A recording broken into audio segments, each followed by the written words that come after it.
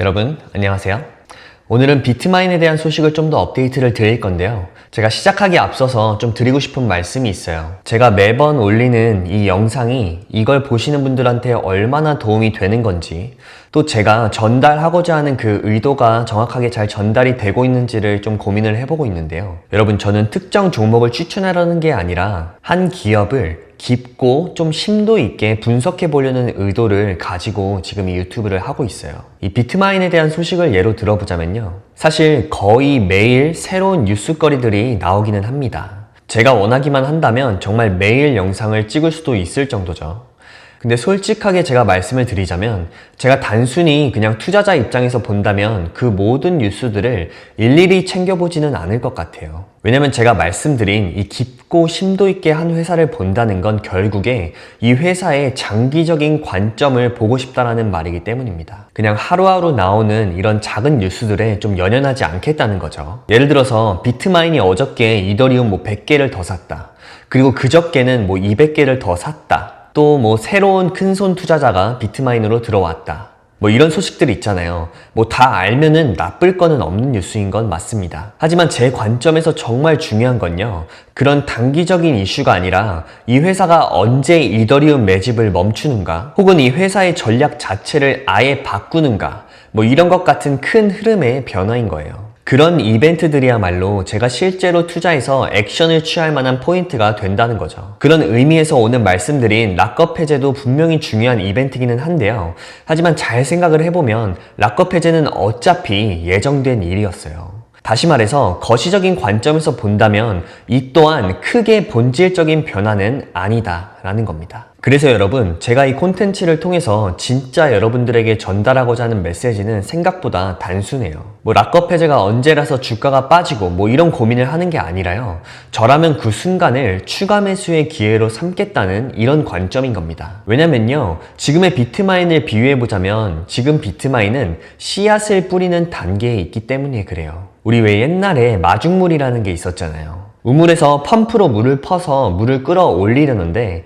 펌프 안에 물이 말라있으면요, 아무리 당겨도 물이 나오지가 않죠. 그래서 어떻게 했냐면요, 그 작은 물을 먼저 붓고 펌프질을 하면 그때 지하수가 따라서 올라오는 거예요. 그 작은 물, 그 소량의 물이 바로 마중물인 거죠. 제가 지금 설명하고 있는 이 비트마인도요, 같은 개념인 겁니다. 제가 지금 설명하고 있는 이 비트마인도요, 같은 원리라는 거죠. 거대한 지하수, 그러니까 그 잠재 가치를 끌어올리기 위해서 지금은 씨앗을 뿌리고 마중물을 붓는 단계라는 거예요. 자, 여러분은 만약에 선택을 하실 수가 있다면 지금 당장 사과 한 개를 가지시겠어요? 아니면 조금 기다려야 되기는 하겠지만 이 사과나무 하나를 통째로 가지시겠어요? 당연히 사과나무가 되겠죠. 하지만 그 나무를 얻으려면요, 우리가 씨앗일 때부터 물을 좀 주고 또 정성껏 그 나무를 돌봐줘야 한다는 거예요. 그래서 지금 이 비트마인을 사과나무에 비유를 하자면요, 지금은 우리가 그 씨앗을 심고 막 가지가 이제 살랑살랑 올라오는 정도겠죠. 그래서 아직은 정말 초반이긴 하지만 이걸 제대로만 잘 키운다면 정말 큰 나무가 될 수도 있는 단계라는 거죠. 그래서 제가 다시 한번 강조를 시켜드리고 싶은 건요, 비트마인을 단순히 단기 뉴스로만 보지 마시고 이 비트마인이라는 씨앗이 자라나는 과정 그 전체를 좀 이해하고 접근을 하시면 좋겠다라는 겁니다. 자, 그러면 오늘 주제에 대해서 간략하게 소개를 해드릴게요. 일단 제가 지난 영상에서 락업 해제 날짜에 대해서 좀 오류가 있었죠. 그 부분을 정정을 해드릴 거고요. 그리고 이더리움과 이 비트마인의 관계에 대해서 간략하게 설명을 좀 드릴 거고요. 또 톰리가 CNBC 인터뷰에 나와서 한 이야기를 좀 다뤄볼 겁니다. 그러면 한번 시작해보죠. 제가 지난번에 락업 해제 날짜 영상을 착각해서 유튜브랑 X에 공지를 올리고 일부러 하루 정도를 기다렸다가 영상을 없앴는데요. 일단 하루 정도를 시간을 둔 이유는요, 기존의 분들이 확인을 하는 시간을 좀 드리고자 하는 차원이었고요. 또 없앤 이유는 새로 보실 분들에게 오해를 사지 않기 위함이었어요. 그래서 다시 한번 표를 보면서 정정을 해드리자면, 락업 해제 관련해서는 이 7월 9일날 파이프 투자자들의 마감이 있었죠. 그리고 첫 번째로 7월 28일에 50%의 물량이 풀리게 된 거고요. 그리고 그 나머지 50%가 지난 8월 27일 날 진행이 됐던 겁니다. 즉 현재는 100%의 락업이 모두 다 해제가 되었다는 거예요. 자, 그리고 SEC에 나온 자료로 보여드리자면 제가 이거 X에 계신 분들이 오류를 좀 잡아주셔서 알았는데 딱 날짜가 언제다라고 적혀있으면 편할 텐데 그게 아니라서 제가 좀 헷갈렸나 봐요. 아무튼 여기 SEC 10Q 자료를 보면요, 여기 보시면 5,500만 주가 여기 4.5달러에 거래가 됐다고 언급이 되어 있고요. 약 2,500만 달러, 한화라면 한 4천억 원 정도가 되는 거예요. 그리고 이 아랫부분을 쭉 설명을 드리자면요, 7월 28일부터 파이프 투자자들이 받은 주식의 50%를 매도할 수 있다는 내용이고요. 또 추가적으로 30일 이후에 나머지 50%가 매도 가능해지면서 총 100%의 모든 물량이 풀리게 된 거예요. 근데 이거에 대해서 사실 저는 말씀을 드렸다시피 별로 신경을 쓰지 않기 때문에 어제랑 오늘 저 같은 경우는 추가적으로 더 매수를 했어요. 왜 추가 매수를 했냐? 이 부분에 대해서는 제가 좀 흥미로운 부분이 있어서 말씀을 드릴 텐데요. 여기 보시는 차트 보면서 제가 말씀을 드릴게요. 자, 여기 보시면 이 비트마인 차트죠. 여기 첫 번째 락업이 해제가 되었던 7월 28일을 볼 건데요. 자, 이때죠. 이때 28일 날 엄청난 이 급락각이 보이시나요, 여러분? 이때 이제 락업이 풀리면서 매도세가 몰려 나왔던 거죠. 그러면서 주가가요, 무려 거의 한 42달러 선에서 27달러 정도까지 빠져요. 이게 한 마이너스 35% 정도가 되는 거거든요. 그리고 이번에 있었던 나머지 50%의 락업도 한번 같이 보죠. 자, 8월 27일이면 이때쯤이죠. 자, 이때를 보시면 이 하락도 굉장히 눈에 띄죠. 아마 초기 투자자들의 매도세가 나오고 있는 걸로 우리가 추정을 해볼 수가 있다는 거예요. 그래서 제가 여기서 이제 제가 아까 말씀을 드렸던 제 추가 매수에 대한 이유를 설명드리자면, 자, 다시 첫 번째 락업으로 돌아가세요. 이때 주가가 급락을 한 후에 약 일주일 정도 횡보를 하다가요, 엄청나게 상승을 해주죠. 이때 제 비트마인 수익률이 거의 100%가 훌쩍 넘었었는데 지금은 다시 많이 빠져 있기는 해요. 자, 아무튼 이렇게 보면은 아마 2차 락업을 했을 이때도요, 한 일주일 정도 횡보를 하다가 또다시 1차 때처럼 거의 2배 이상 이렇게 상승을 해줄 수가 있다, 이렇게도 해석을 해볼 수가 있다는 거예요. 그냥 제 개인적인 생각입니다. 그리고 제가 그 X에 있는 비트마인 커뮤니티에도 올려드렸었는데 9월에 이제 금리 인하 가능성이 현재로 보면은 한 85% 정도가 된다고 해요. 이 말은 즉 돈이 다시 시장으로 풀리고 그 돈은 다시 주식시장으로 몰려 들어오고, 그러면서 이 비트코인이나 이더리움 같은 위험 자산들은 상승하게 된다는 거죠. 이 흐름까지 덧붙여진다면 아마 장기적으로 비트마인은 훌륭한 비전을 여전히 가지고 있다는 생각이 되어서요, 저는 어제나 오늘 추가적으로 매수를 했다는 겁니다. 자, 그리고 다음으로는 이 비트마인과 이더리움의 관계에 대해서 좀 질문들이 있었는데요. 이 비트마인이요, 이더리움을 매집한다고 해서 이더리움과 아주 동일하게 움직이는 건 아니에요. 예시를 하나 드리자면 이더리움이 1% 정도 상승을 하는데 같은 시간에 비트마인은 마이너스 2% 정도 하락을 한다, 이런 거죠. 이 부분에 대해서 좀 정정을 해 드리자면 이 둘은요 1대1로 연결된 게 아니라는 거죠. 그러니까 1대3이나 1대 몇 이렇게 이해하시고 계시다면 잘못된 거예요. 이게 딱 정해져 있다든지 자동화가 되어 있다든지 우리가 흔히 아는 그런 인버스처럼 딱 몇 배를 추종한다는 개념이 아닌 거예요. 그럼 뭐냐면 비트마인은요, 이더리움의 영향은 받지만 실제로는 이 비트마인이라는 회사가 무엇을 하고 있는가에 중점을 두셔야 돼요.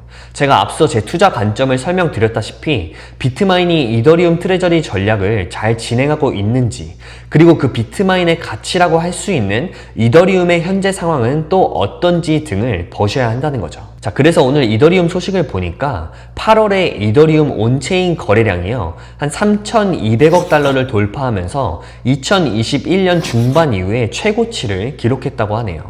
자, 여러분, 그러니까 이런 호재들이 발표가 되면 될수록 비트마인 주식에는 좋은 영향을 줄 수가 있다는 거죠.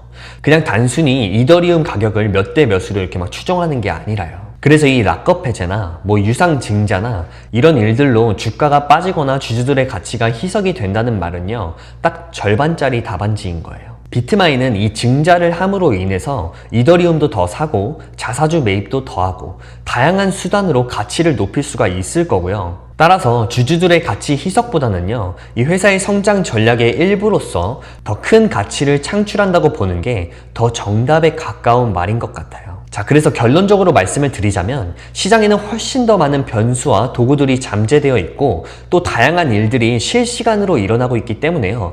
여러분들도 이 컨셉을 잘 이해하시고 접근하시길 바래요. 자, 그리고 톰 리가 CNBC 인터뷰에 나와서 한 말들을 좀 인용을 해보려고 하는데요. 원래는 제가 영상을 자막 달고 틀어드리는데 이번 영상은 좀 길어서 그냥 제가 핵심을 좀 짚어서 설명을 드리고요. 링크를 달아둘 테니까 궁금하신 분들은 가서 풀 버전을 보시면 될 것 같아요. 그리고 혹시 여기까지 보시면서 아직까지 좋아요나 구독 버튼 안 눌러주신 분들이 있다면 여기서 좋아요와 구독 버튼 부탁드리겠습니다. 여러분의 좋아요와 구독이 제 영상 제작에 정말 큰 힘이 되거든요. 감사합니다. 자, 톰 리는요, 인터뷰를 통해서 투자자들은 하락장이 오면 손실을 보게 되면서 흔들리는데 사실은요, 이 경제가 절벽으로 떨어지지 않는다면 오히려 매수 기회로 보는 게 좋다라고 이야기를 하면서 어떻게 또 설명을 했냐면요. 현재 이 가상화폐 시장을 AI 시장과 좀 비교를 했어요. 그래서 이 AI를 하나의 큰 개념으로 놓고 이 무선 통신 산업의 기하급수적인 성장을 AI랑 좀 겹쳐서 보자는 거죠. 자, 그래서 이 AI랑 무선 산업을 함께 비교를 해서 보자면요. 이 무선 산업은 20년이란 시간 동안 이 긴 시간에 걸쳐서 가입자가 3,700만 명에서 무려 70억 명으로 늘어났다고 해요. 거의 전 세계 인구의 전부인 거죠. 근데 그거를 그대로 현재로 가져와 보면요. 우리는 아직까지 70억 명의 챗GPT 사용자도 없고 70억 대의 로봇도 없다는 거죠. 그래서 만약 누군가가 지금이 AI 사이클의 정점이라고 판단을 한다면요. 그건 이 AI가 확산될 수 있는 그 총량 있죠. 그 총량을 굉장히 과소평가하는 거라고 생각한다고 하는 거죠. 그래서 모든 기술의 새로운 시작은 항상 인프라가 먼저 구축이 되어야 한다는 거예요. 무선 통신도 인프라가 먼저 깔리고 그 임계치에 도달을 하면 그때 다른 레이어들이 나오기 시작했다는 거죠. 그래서 AI가 현재 그 인프라가 깔리는 단계에 있다는 거고, 그게 현재 우리가 아는 LLM이나 뭐 데이터 센터 같은 이런 것들이 기반이 다 될 것이고, 이게 임계치에 다 도달을 했을 때 새로운 애플리케이션들이 나온다는 거죠. 그리고 톰 리가 또 뭘 얘기했냐면 이 아이폰이 등장을 했던 것도 사실 이 사이클이 시작되고 무려 한 15년이 지난 2007년이라고 언급을 했었어요. 자, 이렇게 해서요, 우리가 보는 모든 혁신들은 굉장히 화려해 보이기는 하지만 많은 이들의 노력과 또 기반이 쌓아 올려져야 비로소 그 빛을 본다는 겁니다. 이걸로 좀 비춰볼 수 있는 우리의 문제는 뭐냐면요. 이 비트마인을 우리가 투자를 할 때 좀 단기 차익을 노린 투자자들이 굉장히 많다는 거예요. 사실 저처럼 접근을 하면 지금 비트마인에 불만이 있을 수가 없거든요. 왜냐면 다시 올라갈 것을 이미 알고 있고 그 확신을 기반으로 삼아서 계속 매수를 하기 때문이죠. 그래서 이번에 단기적으로 한 $70까지 갔을 때도요, 저는 당연히 단기적인 조정이 온다는 것도 알고 있었어요. 그러니까 지금의 이 주가 요동이요, 기업이 성장하는 단계에서 반드시 거치는 굉장히 흔한 과정인 걸 알고 있었다는 거예요. 만약 제가 비트마인에 전 재산을 다 쏟아붓고요, 이런 변동성이 심한 장세에서 그냥 안정적으로 유동되기를 바라면서 또 우상향할 거를 기대하는 사람이었다면 그런 방식으로는 저는 결코 성공적인 투자자가 될 수 없었겠죠. 그래서 우리가 이런 것들의 스트레스를 받기 전에 꼭 인지를 해야 하는 중요한 한 가지 사실은 뭐냐면요. 이런 일은 이 주식시장에서는 너무 흔하게 일어나는 일이라는 거죠. 자, 그래서 오늘은 이런저런 비트마인의 소식들에 대해서 다뤄봤는데요. 이제 미국은 다음 주 월요일까지 긴 휴가 기간이라서 저도 이번 주말은 좀 지인들과 어디를 가기로 했는데 가서 좀 푹 쉬고 와서 다음 주도 열심히 좋은 정보 나눠드리도록 노력해보겠습니다. 여러분들도 주말 지인들과 또 가족들과 행복한 시간 보내시길 바라고요. 저랑은 그럼 다음 영상에서 또 만납시다. 감사합니다.